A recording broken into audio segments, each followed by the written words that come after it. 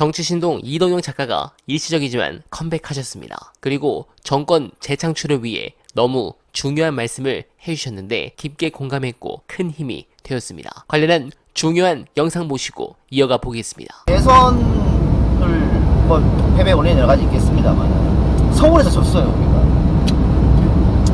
대표님 45% 조금 더 받았고 윤석열 50.12 이렇게 받았는데 부별로 분석하면 그냥 왜 졌는지 나오는 거거든요 사실. 그렇죠.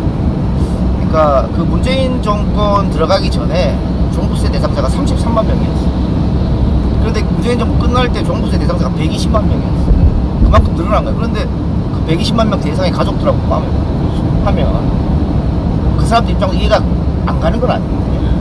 내가 집값 올린 것도 아니고 가만히 있었는데 집값이 세졌는데 세금 이렇게 내라고 하면 그냥 집 팔면 되지 이렇게 해서 해결될 문제는 아니고 우리가 집권을 하기 위해서는 서울에서 지면 방법이 없는 거예요. 호남보다 영남이 엄청 수가 많기 때문에 서울 수도권 무조건 이기고 가야 된다. 근데 다음에도 또 이렇게 가면은 지금 이대로 가면은 좀 힘들지 않겠나 그런 생각도 좀 해보고 여유가 있으니까 별 생각을 다 그렇죠. 네. 또 뭐 저는 이제 우리가 갈등 사회 그러니까 남북 갈등에서 동서 갈등 그 다음에 저는 세대 갈등으로 갈 줄 알았는데 이게 남녀 갈등으로 좀 가는 게 많아요. 특히 이제 젊은 층 그런 것도 어떻게 하면 극복할 수 있을까 이런 생각도 좀 해보고 그런 것들이 많이 생각해 봤어요. 이건 뭐 우리 제 혼자뿐만 아니고 우리 지지층들도 다 논쟁의 대상을 생각해요. 뭐 정답이 있는 건 아니지 않습니까? 우리가 토론과 논쟁을 통해서 좀 괜찮은 방향으로 나가야 되는데 그 괜찮은 방법이 뭐가 있을까? 네, 어날바 특가 상품보다 더 속 시원하고 공감 가는 말씀이셨습니다. 솔직히 저는 지금 사태를 박근혜 정권 말기보다 더 심각하다고 판단합니다. 적어도 비선 시세였던 순실이는 국민 눈치는 물론이고 야당 눈치까지 봤습니다. 그런데 건의는 지금 어떻게 합니까? 여당 전당대회도 김건희 판이고 최혜병 사건도 결국 김건희 판이고 전부 다 뭔가 이상한 권력형 비리에는 김건희가 있습니다. 그런데 이걸 언론들은 제대로 보도를 합니까? 그래서 애완견이란 호칭도 아까운 것입니다. 특히 이 부분도 그렇습니다. 민주당이라면 이렇게 넘어갔겠습니까? 전당대회 와중에 공소 취소 청탁이라는 폭로가 나왔습니다. 한동훈의 입에서 나온 발언입니다. 당대표 경쟁을 벌이고 있는 나경원 면전에서 자신이